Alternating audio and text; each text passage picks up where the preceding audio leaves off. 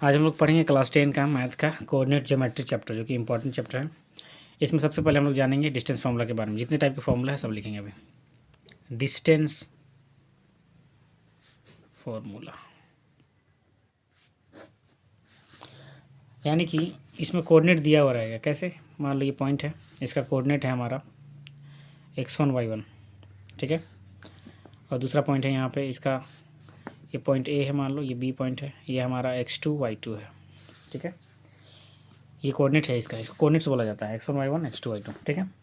ये B point है। इन दोनों पॉइंट के बीच का डिस्टेंस अगर निकालना रहे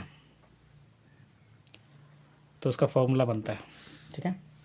तो डिस्टेंस फार्मूला है यानी कि ए बी का, यहाँ तो ए बी नाम दिया हुआ ना, तो ए बी का फॉर्मूला बनेगा under root x2 minus x1 का होल स्क्वायर, यानी यहाँ पे जो वैल्यू रहेगा और यहाँ पे जो वैल्यू रहेगा, x2 माइनस x1 का whole square plus y2 minus x1 plus x2 का whole square minus y2 minus y1 का होल स्क्वायर, यहाँ प्लस ही होता है, ठीक है।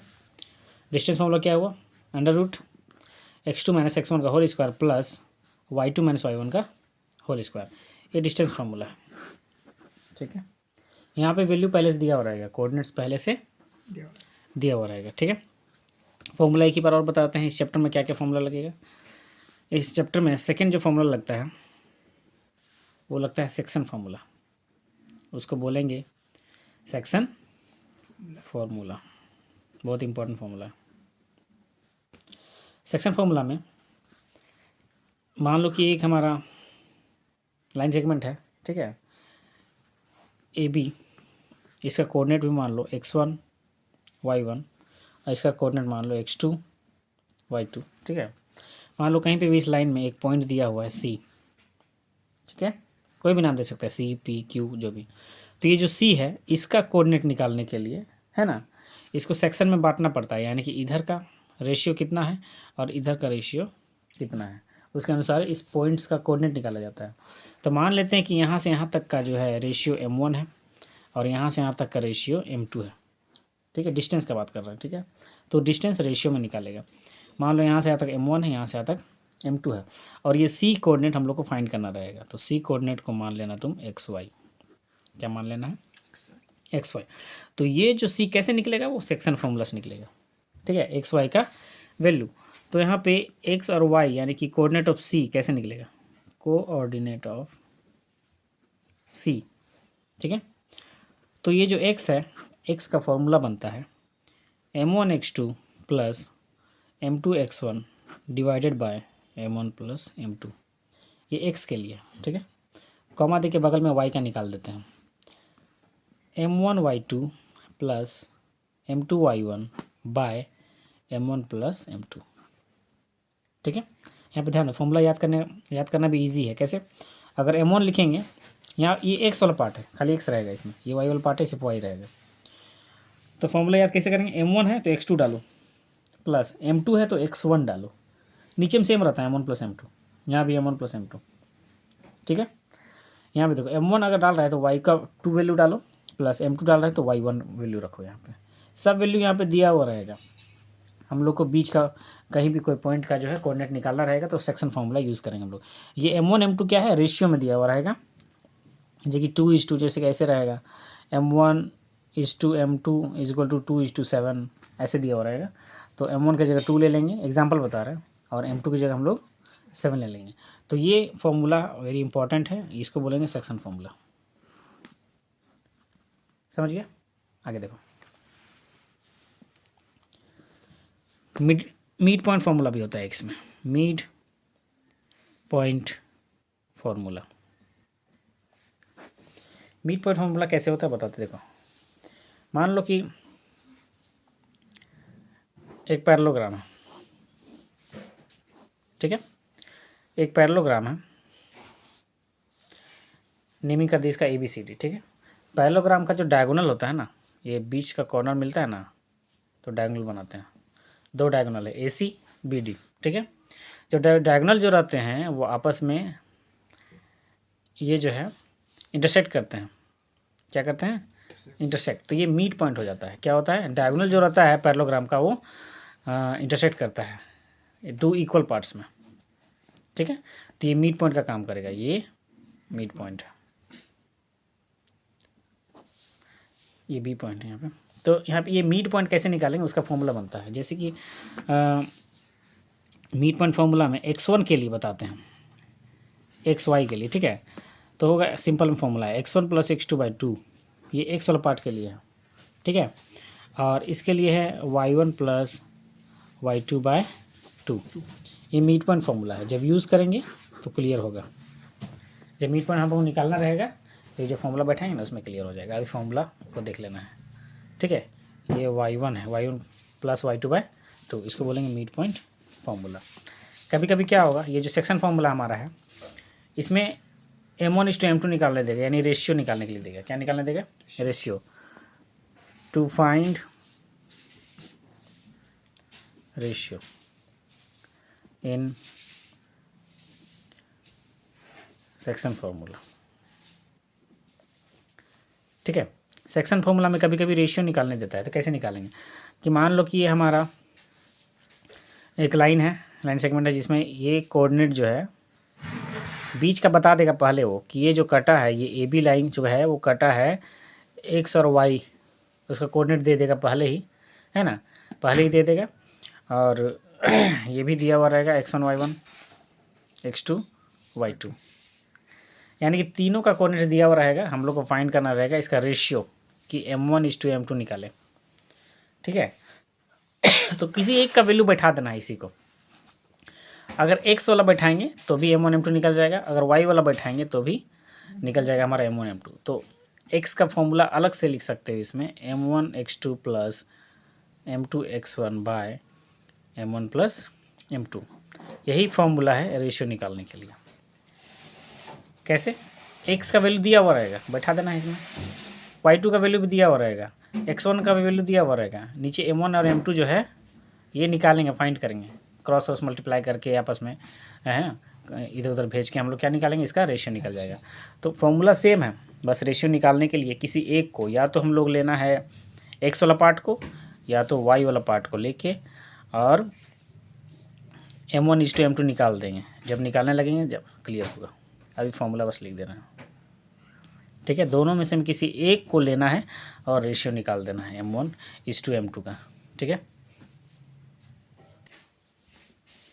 एक और फॉर्मूला जान लेते हैं हम लोग, एरिया ऑफ ट्रायंगल, है ना, कैसे निकाला जाता है जब कोऑर्डिनेट्स दिया हो। तो मान लो कि ये हमारा ट्रायंगल है, ये ए है वर्टेक्स, ये बी है, ये सी है, इसका कोऑर्डिनेट हमारा x1 y1 है, इसका है x2 y2, इसका है x3 y3, ठीक है। अगर ये कोऑर्डिनेट्स, इसको कोऑर्डिनेट्स बोला जाता है, अगर ये कोऑर्डिनेट्स तीनों दिया हुआ हो और हम लोग को एरिया ऑफ ट्रायंगल निकालना है तो कैसे निकालते हैं, ठीक है। इसका फॉर्मूला बनता है एरिया ऑफ ट्रायंगल का,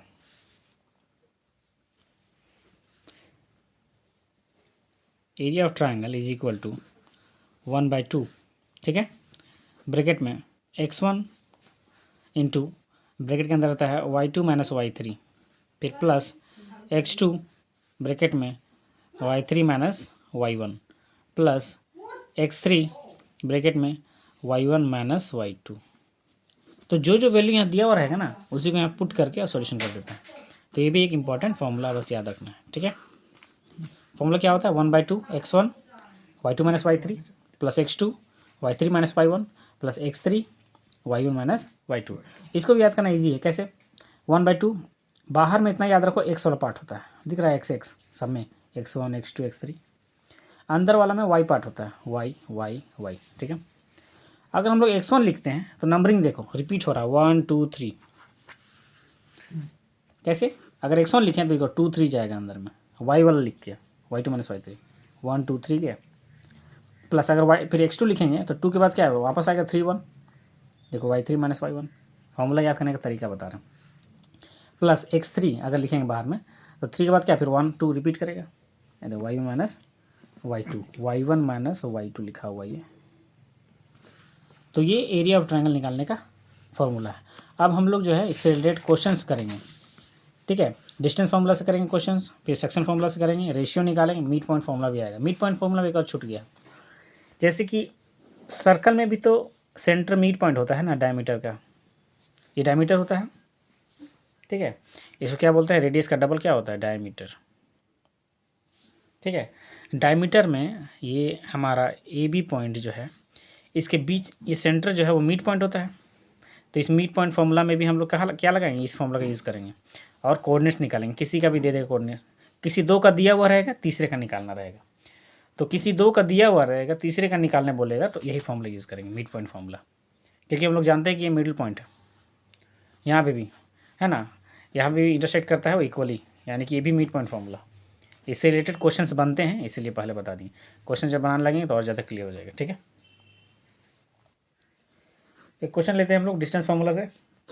इसमें जो है ना दो कोऑर्डिनेट्स दिए हुए हैं, किसी भी पॉइंट का दो कोऑर्डिनेट दिया हुआ है, इसके बीच का डिस्टेंस निकालना है। ठीक है, तो सॉल्यूशन कैसे करेंगे इसका, ये जो पहला जो कोऑर्डिनेट दिया हुआ है हमारा, उसको x1 मानना है और y1 मानना है। क्या मानेंगे, x1 y1, यानी x1 लेना है -5 और y1 लेना है 7। समझ गए। इसको x2 y2 लेना है, क्या लेना है, x2 y2। x2 लेना है -1, हमेशा शुरुआत वाला x का ही पार्ट होता है, x का वैल्यू होता है। इसे ऐसा नहीं कि ये x मानेंगे ये y मानेंगे, ऐसा नहीं करना, शुरुआत वाला x का वैल्यू होता है। तो ये x2 मान लेंगे -1 और y2 मान लेंगे 3, है ना। अब इन दोनों के बीच क्या निकालेंगे लोग, डिस्टेंस। डिस्टेंस का फॉर्मूला याद रखना पड़ेगा, x2 - x1 का whole square plus y2 - y1 का होल स्क्वायर। अब समझो यहाँ पे माइनस भी है ना, माइनस साइन नहीं हटाना है, ध्यान देना। x2 कितना है, -1, तो यहाँ -1 रख देना। ठीक, फिर ये वाला माइनस को बैठाना है। अब बताओ y1 कितना है, -5, तो इसका माइनस और इसका माइनस प्लस कर देना एक ही साथ। समझ रहे हो ना, माइनस प्लस में ध्यान देना। देखो यहाँ पे x2 कितना है, -1 रख दिए हम लोग। फिर माइनस दे के y1 का वैल्यू चाहिए ना, तो माइनस दे के y1 का वैल्यू भी माइनस में है, तो माइनस माइनस क्या हो गया, प्लस हो गया। फिर ये प्लस दो यहाँ पे, y2 कितना है 3 माइनस y1 कितना है 7। स्क्वायर खाली वैल्यू डाल के जैसा है सब वैसा डालना है। ठीक है, अब यहाँ पे ये माइनस में, ये प्लस में, माइनस प्लस घटाया जाता है, 4 होगा। क्या होगा, वो भी प्लस में, क्योंकि बड़ा डिजिट का साइन प्लस में। 3 - 7 है, क्या होगा, 3 - 7 -4, -4। वेरी गुड, तो -4 का स्क्वायर, बड़ा डिजिट का साइन लगा हुआ रहेगा। अब जब स्क्वायर करेंगे ना इसका, तो इसका स्क्वायर हो जाएगा 16। क्या होगा, 16, अंडर रूट क्या हो जाएगा यहाँ पे 16 प्लस, यहाँ पे -1 का स्क्वायर भी प्लस में ही निकलेगा। क्या चीज़ में निकलेगा, प्लस में, प्लस में, क्योंकि जब भी स्क्वायर हो जाता है ना तो नंबर आपस में दो बार हो जाता है। तो -4 -4 4 4 से 16 प्लस में निकलेगा। किस में निकलेगा, प्लस में, प्लस में। 16 होता है 32। क्या होता है, यहाँ पे आंसर होना चाहिए, लेकिन जब हम इसको फैक्टराइज करते हैं हम लोग, तो इसमें एक पेयर निकल जाता है। 2 1 2, 2 6 12, 2 8 16, 2 4 8, 2 2 4, 2 1 2। देखो इसका पेयर और इसका पेयर मिला, इसका और इसका पेयर मिल गया, तो इसको एक बाहर लिखना है, इसको भी एक बाहर लिखना है। ये इसका पेयर नहीं मिला है तो उसको रूट में रखेंगे, रूट में ये वाला रहेगा, और जिसका पेयर मिल गया है उसको बाहर में रखेंगे, यानी कि 4√2। इसको जब फैक्टराइज किए हम लोग तो दो दो का पेयर मिल गया, तो इसका हाँ, इन दोनों के बदले में एक, इन दोनों के बदले में एक, और ये जो सिंगल बचा हुआ है उसको रूट में रखेंगे, यानी कि 2 2 जब 4√2, 32 को फैक्टराइज किए तो 4√2 आ रहा है। यही डिस्टेंस है, समझे। एक और क्वेश्चन लिया जाए डिस्टेंस फार्मूला का, जिसमें वैल्यू है ए बी, पहला कोऑर्डिनेट, दूसरा है हमारा -a - b। ठीक है, तो इसमें x1 क्या बोले थे हम, x1 को मानना है फर्स्ट वाला a, फिर y1 मानेंगे b, यहाँ का a और b x1 y1 हो गया। यहाँ पे होगा x2 हमारा -a और y2 हो गया -b। अब हम लोग डिस्टेंस का फॉर्मूला रखेंगे। फॉर्मूला को बार बार लिखने से याद होता है वो, x2 - x1 का whole square plus y2 - y1 का होल स्क्वायर। ठीक है, अब यहाँ पे x2 का वैल्यू है -a, क्या है -a, तो ब्रैकेट स्टार्ट करके x2 का वैल्यू रखेंगे -a। फिर यहाँ पे ये जो माइनस है, उसके बाद x1 है a, तो -a फिर से होगा, है ना। ये माइनस यहाँ का है और ये x1 का वैल्यू a है, समझे। अब y2 है, ब्रैकेट स्टार्ट करने के बाद y2 है -b, है ना। फिर माइनस देखिए y1 है b स्क्वायर। ठीक है, अब देखो ये माइनस से जुड़ जाएगा, क्या हो जाएगा 2 है, -2a, क्या हो जाएगा, स्क्वायर है स्क्वायर दे दो, ये -b क्या हो गया -b, -2b, 2b, स्क्वायर है तो स्क्वायर दे दिए। ठीक है ना। देखो माइनस जुड़ने के बाद 2 तो रहेगा ना, और साइन भी माइनस कर रहा था जुटने के बाद। अब यार ध्यान दो, 2 का स्क्वायर करेंगे कितना हो जाएगा, 4 वो भी प्लस में, क्योंकि स्क्वायर हमेशा प्लस में होता है। और यहाँ पे ए स्क्वायर लिखेंगे, ए का तो स्क्वायर करना पड़ेगा ना, इसका तो कर दिए, 2 का स्क्वायर 4, तो ए का स्क्वायर ए स्क्वायर होगा। उसी तरह यहाँ भी प्लस में निकलेगा, 2 का स्क्वायर 4 बी स्क्वायर। अब यहाँ पे दोनों में जो है 4 कॉमन है कि नहीं, तो रूट के अंदर ही 4 बाहर लिख के यहाँ पे ए स्क्वायर बचा, यहाँ पे बी स्क्वायर बचा। हम लोग को पता है 4 किसका स्क्वायर होता है, 2 का, इसीलिए वो रूट के बाहर हो जाएगा, रूट के बाहर हो जाएगा और बाकी रूट में ही रहेगा। ये आंसर हो जाएगा।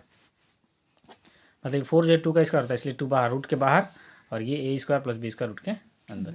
ये आंसर हुआ, समझे।